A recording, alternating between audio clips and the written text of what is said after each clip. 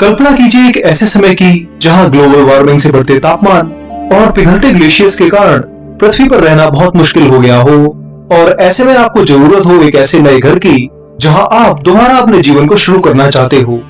आपने ये बात वैज्ञानिकों के सामने रखी और उन्होंने सुझाव दिया कि हमें पृथ्वी को छोड़कर किसी ऐसे ग्रह पर बसना होगा जो किसी स्टार के हैबिटेबल जोन में आता हो और पृथ्वी की तरह ही उसमें पानी और तापमान हो।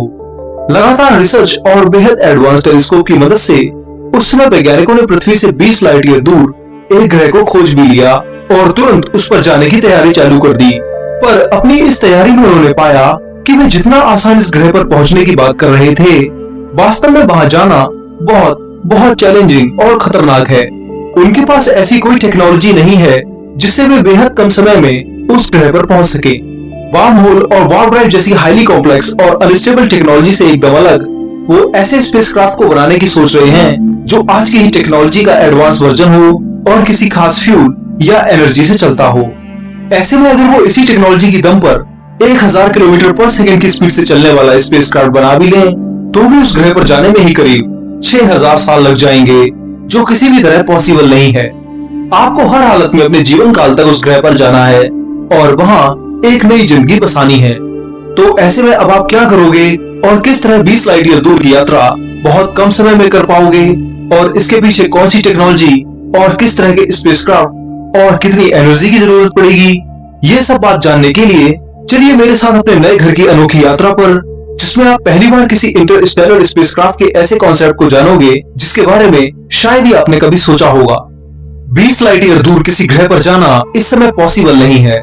अगर आप वॉयेजर 1 की 17 किलोमीटर पर सेकंड की स्पीड से जाने की कोशिश करते हो, तो यहाँ तक पहुँचने में ही आपको 3,35,000 साल लग जाएंगे, और सबसे तेज स्पेसक्राफ्ट पार्कर सोलर प्रोब की 200 किलोमीटर पर सेकंड की स्पीड पर आपको यहाँ जाने में कम से कम 30,000 साल लगेंगे, जो किसी भी तरह आप नहीं कर सकते हो।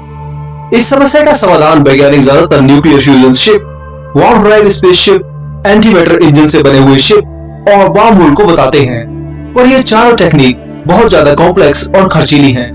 न्यूक्लियर फ्यूजन से हम इतनी ऊर्जा पैदा नहीं कर सकते जिससे हम इस ग्रह पर जा सके। फ्यूजन प्रोसेस में मास का केवल बहुत कम हिस्सा ही एनर्जी में बदलता है, तो ऐसे में बहुत ज्यादा मास के बर्बाद होने के कारण यह तरीका लंबी इंटरस्टेलर यात्रा के लिए ठीक नहीं है। वहीं वार्म ड्राइव शिप को चलाने के लिए हमें बहुत ही ज्यादा ऊर्जा की जरूरत पड़ेगी, ताकि हम स्पेस टाइम को बेंड करके अपने स्पेसक्राफ्ट को लाइट की स्पीड से भी तेज आगे बढ़ा सकें। इस कॉन्सेप्ट में हम ऐसे स्पेसक्राफ्ट को यूज करेंगे जो आकार में फुटबॉल फील्ड जितना बड़ा हो और उस पर एक डोनेट के आकार की रिंग लगी हो, जो एक अनजान हाईली डेंस मैटर, जिसे एक्सोटिक मैटर कहा जाता है, उससे बनी हो, ताकि वो स्पेस टाइम को बेंड कर सके। स्पेस टाइम को बेंड करते वक्त आगे जो स्पेस होगा वो कम होता रहेगा और स्पेसक्राफ्ट के पीछे वाला स्पेस एक्सपेंड होकर हमें आगे की ओर धक्का देगा। ये एकदम समुद्र पर उठने वाली लहर की तरह ही होगा, जिसके धक्के से हमारा ये स्पेसक्राफ्ट लाइट की स्पीड से 10 गुना तेजी से दूरी को तय कर पाएगा। पर सबसे बड़ी दिक्कत इस कॉन्सेप्ट में यही है कि जब हमारा ये स्पेसक्राफ्ट स्पेस टाइम को बेंड करेगा, तो इसके साथ साथ बहुत से हाई एनर्जी पार्टिकल्स जो कि स्पेस में हमेशा मौजूद रहते हैं, इसके साथ संपर्क में आकर स्पेसक्राफ्ट को भारी नुकसान पहुंचा सकते हैं। दूसरा ऐसा मैटर जो कि स्पेस टाइम को बेंड यानी मोड़ सके, उसे बनाना और सोचना भी अभी पॉसिबल नहीं है। वहीं वार्म होल्स के जरिए हम सबसे तेज स्पेस में किसी जगह से दूसरी जगह जा सकते हैं। इनके जरिए आप लाइट से भी तेज ट्रैवल कर सकते हो। जब आप वार्म होल में एंटर करोगे, तो आप लाइट की स्पीड से जल्दी दूसरी जगह पहुंच जाओगे। ये एक शॉर्टकट की तरह है जो दो अलग जगहों को जोड़ता है, पर सबसे कारगर लगने वाला ये तरीका सबसे ज्यादा मुश्किल और खतरनाक है। वार्म होल्स बहुत अनस्टेबल होते हैं। इन्हें खुला रखने के लिए आपको एक अलग ही प्रकार की एनर्जी की जरूरत पड़ती है, जो कि आम फिजिक्स के नियमों से एकदम अलग है। इस एनर्जी को नेगेटिव एनर्जी कहा जाता है। इसे हासिल करने के लिए आपको नेगेटिव मास यानी एक्सोटिक मैटर की जरूरत पड़ने वाली है, जो फिलहाल एक हाइपोथेटिकल मैटर है, इसलिए अभी इस समय ये एकदम पॉसिबल नहीं है। वहीं एंटीमैटर इंजन बनाकर इंटरस्टेलर यात्रा करना एक अच्छा ऑप्शन है और पॉसिबल भी लगता है, पर असल में हम एंटीमैटर को बनाना जितना आसान समझ रहे हैं, वो उतना ही कठिन है। एंटीमैटर ऑर्डिनरी मैटर का अपोजिट है, जिसका निर्माण बिग बैंग के समय ही हुआ था। ये मैटर की तरह ही है, पर ये पार्टिकल्स की जगह एंटी पार्टिकल से बना हुआ होता है, जिनमें सामान्य पार्टिकल से एकदम अपोजिट चार्ज होता है। अगर एंटीमैटर और मैटर को एक साथ रख दिया जाए तो दोनों में ही विनाश शुरू हो जाएगा और ये विनाश बहुत अधिक मात्रा में एनर्जी रिलीज करेगा, जिसे आप आइंस्टाइन के फेमस फॉर्मूले E=mc² से निकाल सकते हैं। इसी वजह से एंटी मैटर को हैंडल करना बहुत मुश्किल हो जाता है। दूसरा, अब तक इसे केवल कुछ नैनोग्राम ही जितना बनाया गया है, जो कि इंटरस्टेलर ट्रैवल करने के हिसाब से बहुत ही कम है। आपको अगर एंटी मैटर के जरिए ही दूसरे तारे पर जाना है, तो इसके लिए आपको एंटी मैटर की बहुत अधिक मात्रा चाहिए होगी, जिसे बनाना बहुत महंगा होगा। 1 ग्राम एंटी मैटर को इस समय बनाने में करीब $62.5 ट्रिलियन की लागत लगेगी, जो पूरे विश्व की जीडीपी का 80% है। तो ऐसे में एंटी मैटर को बनाना बहुत मुश्किल है, और अगर सभी देश पृथ्वी के संकट के समय इसे बनाने की कोशिश भी करते हैं और बना भी लेते हैं, तो अब सबसे बड़ी समस्या जो होगी वो है इससे निकलने वाली खतरनाक गामा रेडिएशन, जिससे अगर बचा नहीं गया तो ये स्पेसक्राफ्ट के साथ साथ आपको भी आसानी से मार सकती है। जब मैटर और एंटी मैटर एक दूसरे से मिलते हैं तो वो एनिहिलेट यानी एक दूसरे को खत्म करने की कोशिश करने लगते हैं। इस प्रक्रिया में निकलने वाली ऊर्जा का 39% यही हाईली एक्सट्रीम गामा रेडिएशन ही होता है, जिससे बचने के लिए आपको अपने स्पेसक्राफ्ट के लिए थर्मल और रेडिएशन प्रोटेक्शन शील्ड लगानी पड़ेगी, तभी इससे इंटरस्टेलर यात्रा पूरी हो सकेगी। पर ये चारों मेथड्स बहुत कॉम्प्लेक्स हैं और फिजिक्स के लॉस के हिसाब से लगभग इम्पॉसिबल नजर आते हैं। अगर आपको बहुत कम समय में 20 लाइट ईयर दूर अपने नए ग्रह पर जाना है, तो आपको कुछ ऐसी टेक्नोलॉजी पर ध्यान देना होगा जो फिजिक्स के नियमों के अंदर भी आती हो और इससे निकलने वाली एनर्जी इतनी ज्यादा हो कि कई सालों तक ये आपके साथ रहे और लगातार आपको इंटरस्टेलर ट्रैवल में मदद करती रहे। ये स्टेबल भी हो और आपको लाइट की स्पीड की आधी स्पीड दे सके, जिससे आप अपने ग्रह पर अपने जीवन काल में ही पहुंचकर वहां एक नई दुनिया बसा सको। तो अब जिस नई टेक्नोलॉजी की मैं बात करने जा रहा हूँ, उसके लिए अब आपको एक ब्लैक होल की जरूरत पड़ेगी, जिसे आपको अपने स्पेसक्राफ्ट के पीछे लगाना होगा। इससे आपका स्पेसक्राफ्ट अब ब्लैक होल से निकलने वाली एनर्जी से आगे बढ़ेगा और आपको अपने ग्रह तक ले जाएगा। इस तरह के स्पेसक्राफ्ट को ब्लैक होल स्टारशिप कहते हैं, जो सुनने में तो बहुत आसान लगता है, पर इसको प्रैक्टिकली बनाना बहुत बहुत बहुत मुश्किल है, पर फिर भी ये बन सकता है। तो आखिर ये असल में क्या है और कैसे बन सकता है, और क्या हम सच में किसी ब्लैक होल को कंट्रोल करके उससे स्पेसक्राफ्ट बना सकते हैं?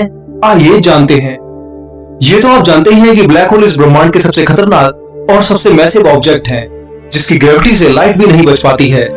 ब्रह्मांड में हर चीज ब्लैक होल बन सकती है अगर उसे उसके श्वार्टज़ाइल्ड रेडियस जितना कंप्रेस किया जाए। अगर आपको पृथ्वी को ब्लैक होल बनाना है, तो उसे आपको एक मार्बल जितना कंप्रेस करना होगा, और सूर्य को ब्लैक होल बनाना है तो उसे आपको तब तक कंप्रेस करना होगा जब तक वो 3 किलोमीटर के आकार के बराबर ना हो जाए। इतना कंप्रेस होने के बाद भी इन दोनों चीजों में मास सेम ही रहता है, जिससे ये ब्लैक होल बनने के बाद और ज्यादा खतरनाक हो जाते हैं। तो अगर हमें अपने स्पेसक्राफ्ट के लिए कोई ब्लैक होल चाहिए होगा, तो वो बहुत हल्का ही होगा। ऐसे में हमारे हल्के ब्लैक होल का श्वार्टज़ाइल्ड रेडियस इतना कम होगा जिसे हम अपनी आंखों से नहीं देख पाएंगे। वैज्ञानिकों ने एक स्टेबल ब्लैक होल से एनर्जी लेने के 5 तरीके बताए हैं, जिन्हें अगर पूरा कर लिया जाए तो हमारा स्टारशिप पूरा हो सकता है। इनमें सबसे पहले हमें एक ऐसा ब्लैक होल बनाना होगा जिसकी लाइफ स्पैन इतनी ज्यादा हो कि हम अपना मिशन आसानी से पूरा कर सकें। वहीं इतना ताकतवर भी हो कि एक खास समय में अपने आप को लाइट की स्पीड का 10% तक एक्सीलरेट कर सके। इसके अलावा इस ब्लैक होल का आकार हमें बहुत छोटा चाहिए होगा, ताकि हमें इसे बनाते वक्त हद से ज्यादा एनर्जी की जरूरत ना पड़े। साथ साथ इस ब्लैक होल का मास भी इतना ज्यादा ना हो कि आपका स्पेसक्राफ्ट इसकी चपेट में आकर तबाही हो जाए। अगर हम इन सभी बातों पर ध्यान दें, तो तभी हम अपने स्टारशिप के लिए इस ब्लैक होल को बना पाएंगे। पर ब्लैक होल को बनाना तो हमारा पहला स्टेप था। अब हमें इसी ब्लैक होल की एनर्जी से अपने स्पेसक्राफ्ट को एक्सेलरेट करना होगा, जिसके लिए हमें एक विशाल रिफ्लेक्टर की जरूरत पड़ेगी, जो स्पेसक्राफ्ट के पीछे लगा होगा और ब्लैक होल से निकलने वाली हॉकिंग रेडिएशन से आपके स्पेसशिप को एक्सेलरेट करेगा। वैज्ञानिकों का अनुमान है कि अगर वे एक ऐसा ब्लैक होल बना लें जिसका आकार एक एटम से भी करोड़ों गुना छोटा हो, तो वो उन्हें कई सालों तक इतनी एनर्जी दे सकता है जिससे वे अपने इंटरस्टेलर मिशन को पूरा कर सकते हैं।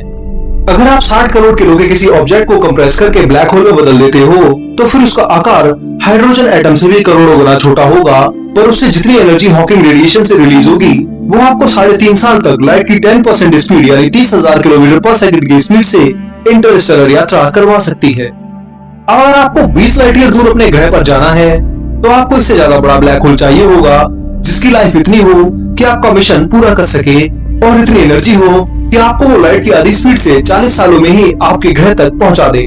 आम ब्लैक होल्स जो कि रोटेट नहीं होते हैं, उनकी लाइफ कम होती है, जिससे ये मिशन पूरा होना मुश्किल है। इसलिए अब आपको रोटेशनल ब्लैक होल की मदद लेनी होगी, जो लगातार कई सालों तक स्टेबल एनर्जी दे सके। इस तरह के ब्लैक होल तभी बनते हैं जब कोई स्पिनिंग स्टार अपनी ग्रेविटी के कारण कोलैप्स हो जाता है और सुपरनोवा धमाका करता है। स्पिन करने की वजह से इस स्टार से बना ब्लैक होल भी लगातार स्पिन करता है। ये स्पिन इतनी तेज होती है कि एक सेकंड में लाखों बार स्पिन कर सकता है। एक ही एक्सिस पर रोटेट होने के कारण इनके अंदर सिंगुलैरिटी की जगह रिंगुलैरिटी देखने को मिलती है, जिसमें एक ही रिंग जिसकी मोटाई 0 होती है वो ब्लैक होल का सारा मास अपने में समा के रखती है। लगातार लाखों बार रोटेट होने की वजह से ये ब्लैक होल आम ब्लैक होल्स की तुलना में बहुत अधिक मात्रा में एनर्जी रिलीज करते हैं, जिसे स्टोर करने के लिए हम इस ब्लैक होल के चारों तरफ एक डायसन स्फीयर जैसी डिस्क बना सकते हैं, जो लगातार हमें ब्लैक होल से एनर्जी को देता रहेगा और हम इस एनर्जी से अपने स्टारशिप को लाइट की आधी स्पीड तक एक्सेलरेट कर पाएंगे। अगर ये पॉसिबल नहीं हुआ तो हमें फिर एक पैराबोलिक शेप का रिफ्लेक्टर चाहिए होगा, जो इस ब्लैक होल से निकलती हीट और रेडिएशन को रिफ्लेक्ट करके एक थ्रस्ट का काम करे और हमारे स्टारशिप को लाइट की 10% से लेकर 50% तक स्पीड दे सके, जिससे फिर आप 20 लाइट ईयर दूर अपने ग्रह पर 40 से 60 सालों में पहुंच जाओ।